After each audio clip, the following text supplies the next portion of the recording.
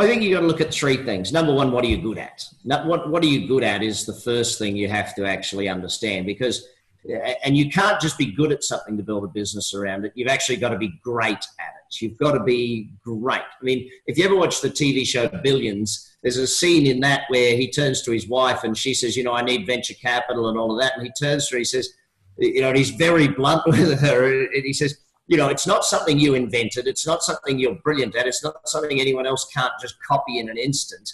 And it was like, dang, he's real blunt about it. But the fact is, if you want to be successful in business, the thing that you're doing, someone in the business has to be great at it. Right. So that's the first thing to look at. Second is, what opportunities are there out there in the marketplace? Sometimes the opportunities are bigger than what you're great at. See, what you're great at might be sales, and therefore it doesn't matter what industry or what product or service you go into. It's you're great at sales. You can sell anything. Great. Look for the opportunities that are out there in the marketplace.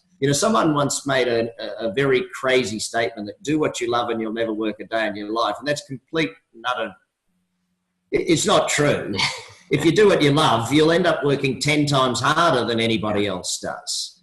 Because doing what you love means you work because you love it and you're great at it type thing. So got to look for opportunities. The third thing I would say is that sometimes you have to realize is that you have to sell what the market wants rather than what you love.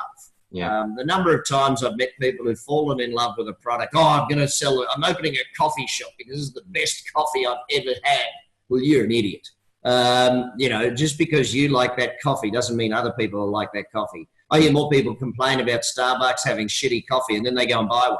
It's like, hang on a second. It's about what does the market want, not what do you fall in love with.